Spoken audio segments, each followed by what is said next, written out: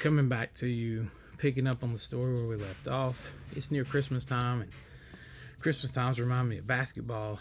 And so I was asked by the school to come back and coach the boys varsity basketball team one more time. And even though I was going through what I was going through, I took on that task.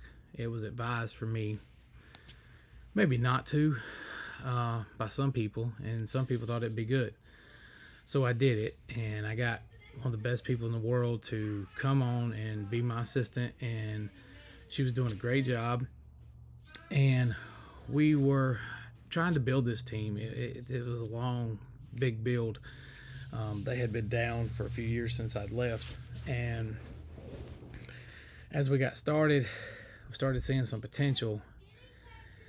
And then I had my checkup from the heart doctor, and he said it looked good, but since they were going to have to, I had this thing happen. So a nurse come and visit the dialysis clinic from another clinic, and she tried to stick my arm, and she actually kept digging at it, and she actually injured my access in my arm.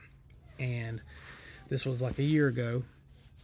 And so I was sitting there, and I'm like, wow, don't know what to do. I mean, this is where I have to get my dialysis 3 times a week. And when she does that, I go to see the access doctor for my arm, the man who they have to do a surgery, like I explained before, for the arm. So he goes in there and he tells me, all right, I'm going to send you across the street. We're going to put you in emergency surgery. We're going to go ahead and put the catheter back in your chest, which is a huge danger for and more stress in your heart for dialysis. So when I talked to the heart doctor, getting back to where I was just a second ago, when I talked to the heart doctor, he says, so you're coaching basketball? And I'm like, yeah. And he was like, yeah, I don't think you can do that. He was like, I don't think you can add that extra stress on your heart. He was like, I'm against it. He says, we'll talk to your nephrologist, but he says, I don't foresee this. And I thought, well, maybe this was only going to be for a couple of weeks. So I kind of just like didn't tell nobody. And then as we were getting into Christmas break, I knew it was going to be for much longer. And I was going to have to step away, not even a whole season, just half the season in. Going to have to step away from that, and then put